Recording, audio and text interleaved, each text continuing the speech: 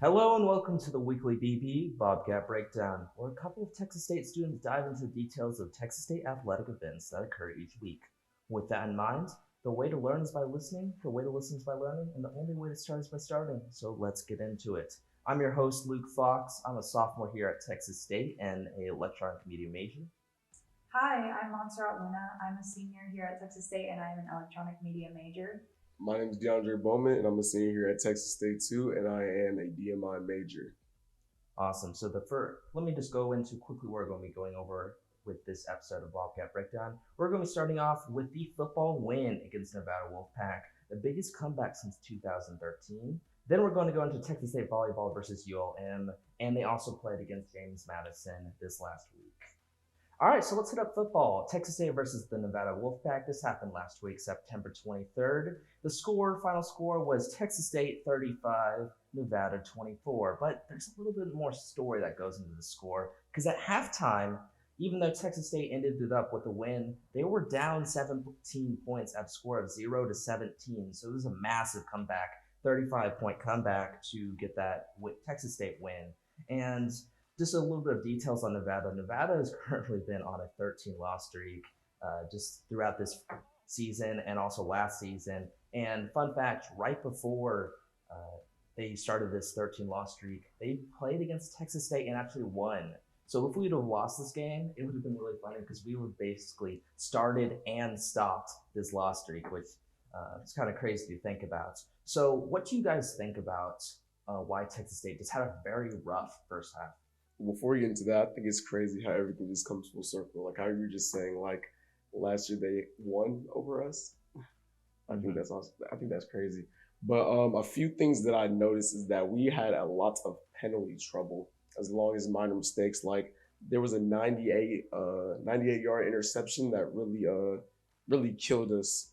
So I think like little things like that could be tweaked and fixed. TJ Finley is an amazing quarterback, but just got to look out for minor things like that.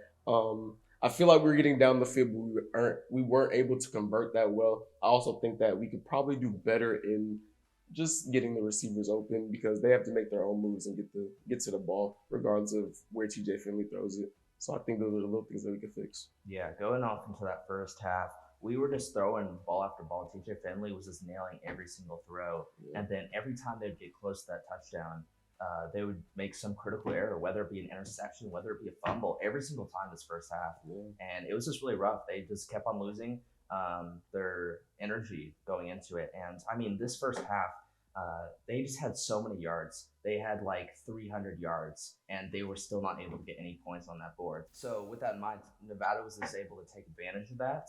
And through those mistakes that Texas State just kept on making, I mean, look at this. Texas State had 9 penalties compared to Nevada's only 3 penalties. Texas State was 79 yards worth of penalties. That's just crazy throughout the game. Discipline's a big thing.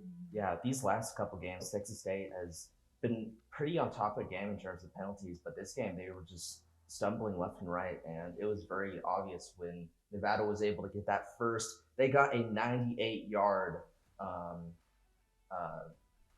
pick six whenever they were going down, and it's just crazy. That interception, and then after that, they just kept on. They scored again in the first half, and Texas State just fell behind. A little fumble recovery. Oh yeah, you could hear the Nevada crowd cheering. Man, they were so happy. They were ready for this loss streak to be over. But yeah, let's just go into some of the player stats. So we had passing downs. TJ Finley just being a beast out there. Amazing. Oh yes, 295 yards of passing, and then 2 touchdowns.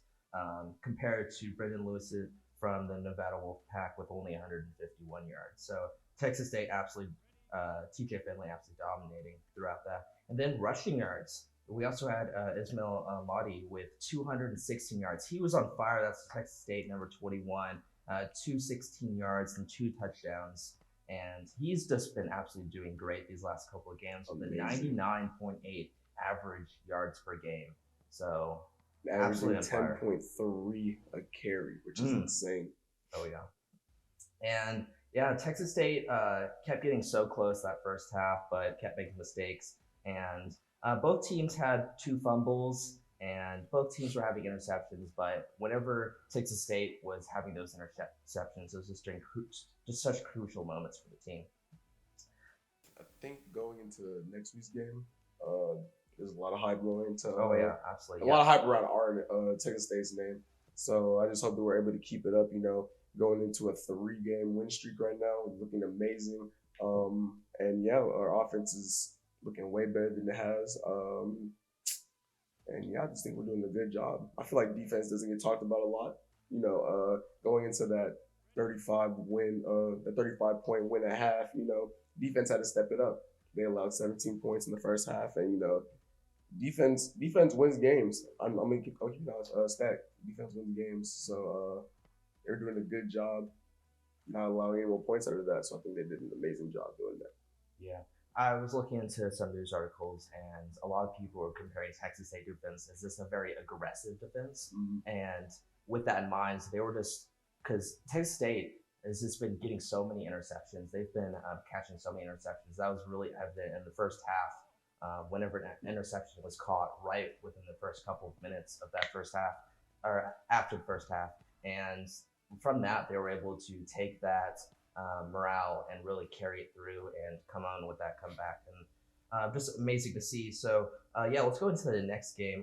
Next game for Texas State football will be against Southern Miss Golden Eagles, and this is an away game happening in Roberts Stadium, so a bit of a distance away, but this is going to be Saturday, September 30th at 6 p.m. So make sure to show up to that one if you're interested. Texas State right now with a 3-1 win to loss, and then Southern Miss is kind of struggling a little bit with a 1-3. They've lost against Florida State, no surprise there, Tulane, and then also Arkansas State most recently. So they're on a 3-loss streak compared to our 3-win streak. So I think we have a good chance of making this another win and really bumping up. And just looking into the rest of this season, I think Texas State really has a chance. And my predictions are going that we're only going to have 2 losses this season. Wow. So I think we have some promise. I'm just compared to last year's. I think Texas State really will make it far, and I think we're playing against some good teams. I think we're going to be able to take the lead and really carry through for the rest of the season. So just a couple more facts about Southern Miss. Their safety, unfortunately, Elijah Savinati, tore his ACL very recently within this last week, and so he's such a star player. Their safety, and then they also have Andrew Stein, who leads the country in most made field goals. So comparing against Andrew Stein, who's like this last game that they were playing, I believe that was against Arkansas, he made like 4 field goals in that game. So I think he's going to be a strong opponent to go against. So. All right, let's get into this next game. This next game, we're going to go into Texas State soccer. Texas State, this last week, September 24th, which was a Sunday, they played against the Troy Trojans. And just looking at their scores right now, Texas State is at 3 wins, 3 losses, and 2 ties. And Troy Trojans are at 5 wins, 5 losses, and 1 tie. And this game was a score of 1-1 tie. It was a very intense game. It was a very defense-heavy game. And both goalies were just able to rein it in and make it so it was very low scoring. Talking about goalies, we have Caitlin Draper, which for the last 3 games, she's been 3 games in a row where no one has scored on her. She's had save after save. No one's had the opportunity to be able to score on her. But this most recent game, they got the first score for this, and that was kind of a devastating moment. This was at the very end of the game within, I believe it was like the last 15 or so minutes of the game. Troy Trojans were able to get in that point to tie up the game. Texas State, it was really a back and forth game. So we had 10 shots by Troy, 9 shots by Texas State, a very even amount. And then Texas State, compared to when we were just talking about fouls, Texas State this last game with their football, they having so many fouls. Texas State had 9 fouls during the soccer game. And 7 of them being the second half, which is actually absolutely crazy.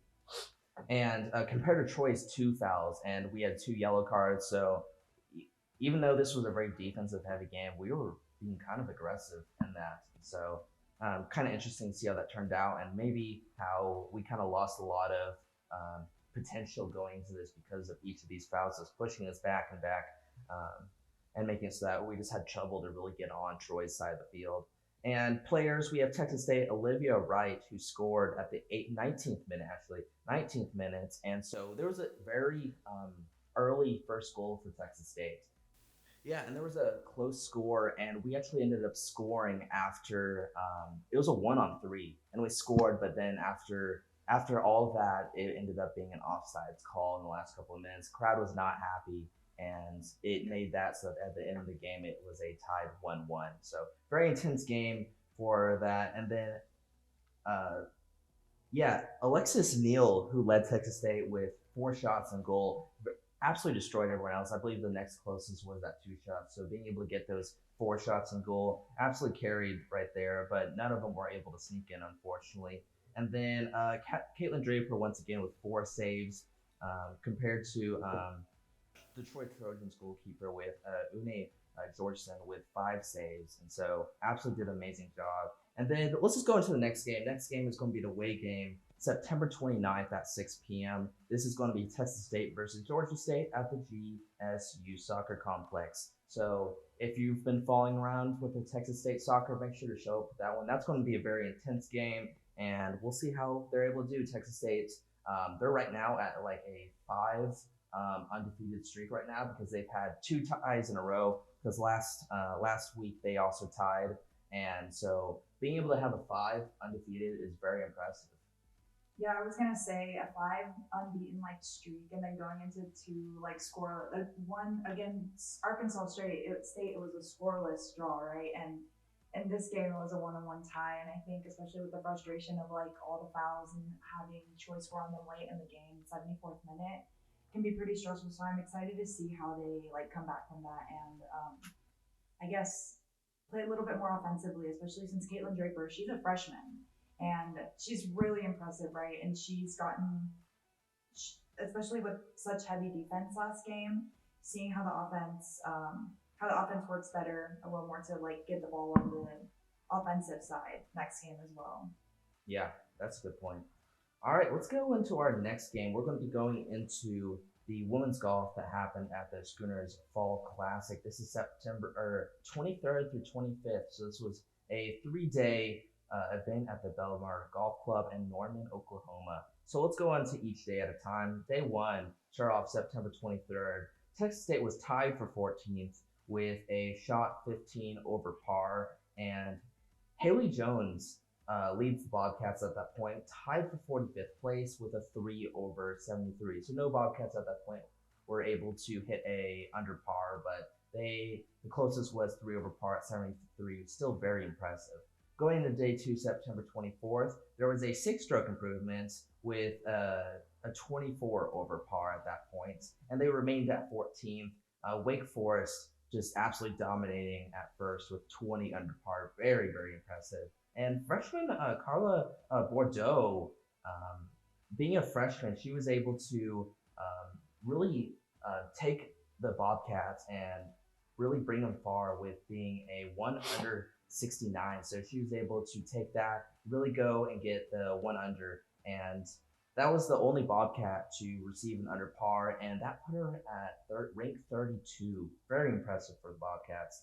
And then going to day 3, September 23rd, they finished at 13th place. They were able to move 1 spot from 14th at finishing 13th. And then they had a shot 3 over 283. Lowest 18-hole total on that last day. Very impressive. And then Wake Forest won the championship with 29 under par. Haley Jones and Carla Bordeaux tied for 34 at the end of that. Up next, we have Texas State will host the Jim West Challenge. So lately, the women's golf has been traveling all around to Oklahoma and different places, and so it's going to be interesting to see how they bring it home to home territory and see how they perform at home soil. So yeah, they'll be at the Jim West Challenge at the Kissing Tree Golf Club in San Marcos, and this will happen October 22nd through the 23rd. So a little bit of a ways away, very similar to when the men's golf will be happening, which I believe the men's golf is going to be happening just a couple days later at the October 23rd through the 24th. So interesting to see how women's golf perform here, very close to Texas State. All right, we're going to go into our last sport. ending us off with volleyball. And volleyball, we have a lot to talk about. They played 2 games. The first game being Texas State versus Louisiana Monroe Warhawks. This happened on September 22nd, and Texas State won this game. This was their third win in the Sun Belt Conference, with a win of 3-1 sets. This They also played ULM the previous day, one day before, September 21st, and they also destroyed uh, them also again with a 3-1 set. So they basically just repeated in the Sun Belt and this area. They're playing each team 2 times. So very interesting to see how they performed, and they were able to stick with that even though they played the same team twice. They were able to keep on with that and had a 3-1 win. This is the second win, 2 for 2 in the Sun Belt Conference, and Samantha Wunsch with 13 kills and 3 blocks, and Maggie Walsh with 13 kills also and 1 ace. So it was very interesting to see. We have Bailey Hanner and KJ Johnson, both star players, were not there at that game for either of the ULM games. So do you know anything about that? I don't know why they weren't there, but it really is impressive seeing like our sophomores on the team, and I mean the sophomores on the team stepping up. Right, Maggie Walsh had 5 kills opening the set and helping lead the Bobcats in the first set to a win. Right, and I just find it interesting. Also, this is their first conference play, right? So they're starting off the record 2-0, which is really impressive. Not having their 2-star players there as well. Absolutely. Yeah. So they were able to, even without their 2 key players, they were able to stand strong and bring home that win. So next game, they played against James Madison. This is September 28th. And this was in Harrisonburg, Virginia. So they've been playing a lot of away games. And they unfortunately lost 0-3 against James Madison. And even though it was a 0-3, it was still very close every set. The first set was 19-25, second set was 19-25, and third set was 23-25.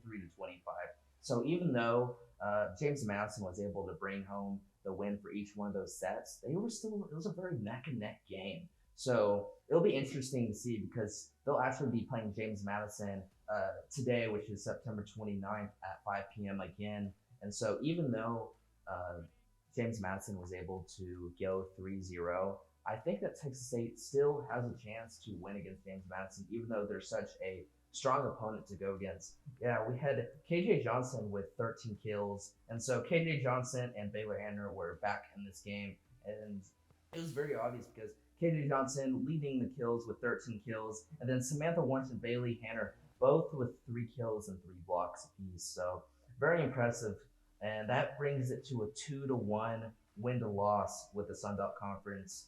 And they have one more game in this conference, and that is against James Madison the next game. But right now, they're just looking at the entire season. They're at a 9-5. Very impressive. They're still able to keep positive, and 9 wins, 5 losses.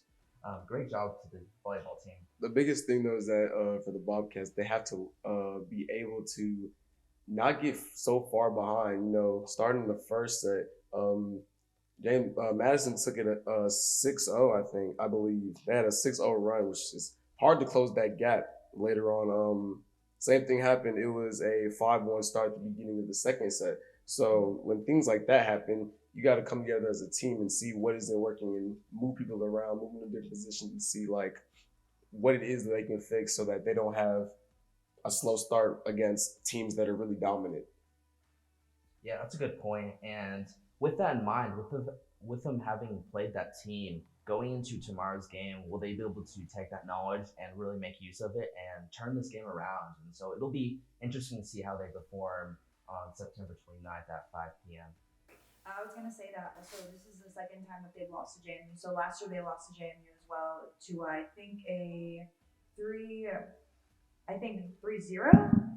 Yeah, no, or 3-1. I think it's 3-1 or 3-0. But still, like having that history of JMU, like also like catching up and dominating. I think it's going to be interesting to see how they take what's been happening with this team and what they do tonight or the 29th tonight to try and at least get some points up to win. Yeah, that's good. That's a good point. So it'll be interesting to see how Texas State volleyball will be able to finish up the Sun Belt Conference, and then Afterwards, they're going to be returning home. This is going to be October 6th and 7th. They're going to play against a pair of matches against Louisiana. So they've been traveling very far and wide, whether it be in Louisiana, whether it be in Virginia. So we're going to be able to bring this home, and they're going to be playing against Louisiana and at Texas State. So that's going to be very interesting to see how those games also go out. All right, so let's do a quick recap of the future events as we had mentioned earlier. So we have the Texas State soccer versus Georgia State. This is going to be an away game at the GSU Soccer Complex, September 29th on a Friday. Then we also have the Texas State volleyball versus James Madison, like we just mentioned. They're rematching them September 29th. Then we have the Texas State football versus Southern Miss Georgia Eagles, or Southern Miss Golden Eagles. And this will happen Saturday, September 30th at 6 p.m. Make sure to show up for that game. It's an away game, though, at Roberts Stadium. After that, we have the Texas State Fall Invite. This is tennis. This is going to be a home game at the tennis complex. This is going to be September 30th through October 1st this weekend. And so it'll be interesting seeing. We haven't had a whole lot of tennis going on this last week and a half, and so it'll be interesting to see how tennis really comes back because they've been doing really well, especially in their doubles matches. Just absolutely able to perform so well and dominate. They've been getting the finals consistently in their doubles, and even their singles have been doing really well. So it's going to be interesting to see tennis coming back September 30th through October 1st. After that, we have the Texas State women's golf. Will host in Texas State. That was going to be at Jim West Challenge, very close by in San Marcos at the Kissing Tree Golf Club. Then we have the men's golf. And men's golf, they played very early in the season, and they've kind of had a long gap between being able to play again. But men's golf is going to be happening in Clerico in Tulsa, Oklahoma, happening October 23rd through 24th. And just I want to mention something else before we end off this episode. We have last chance for fall intramurals. I know soccer's first game is going to be happening this next week. Volleyball's been going on for a little while these last couple of weeks, and then we also have flag football and basketball. So if you're interested in Texas State fall intramural events and sports, make sure to sign up for those because really we're coming out into the deadline, and so now it's really your last chance to sign up for those and really get to experience a fun, competitive experience that even if you're not super comfortable in these sports where you don't have a lot of experience in the sport, but still now's your chance to really get involved. Yeah, don't hesitate because I actually myself have signed up for one of the flag football intramurals. So gonna have our first game on Sunday. I'm gonna see how well that goes. But don't hesitate. You can meet a lot of cool people, getting out there and actually meeting people that are doing the same thing that you're interested in, it really helps. So if you're one of those people on campus that really don't know how to get out there, really don't know like who to meet, signing up for events like this is a good way to get out there. All right. And that will bring us to a conclusion. Thanks for joining us on today's episode of the weekly BB Bobcat Breakdown. As I wrap up, remember to subscribe to the Bobcat Bulletin YouTube channel so you can stay updated on all the things Texas State athletics. Thanks for tuning in, and see you next week.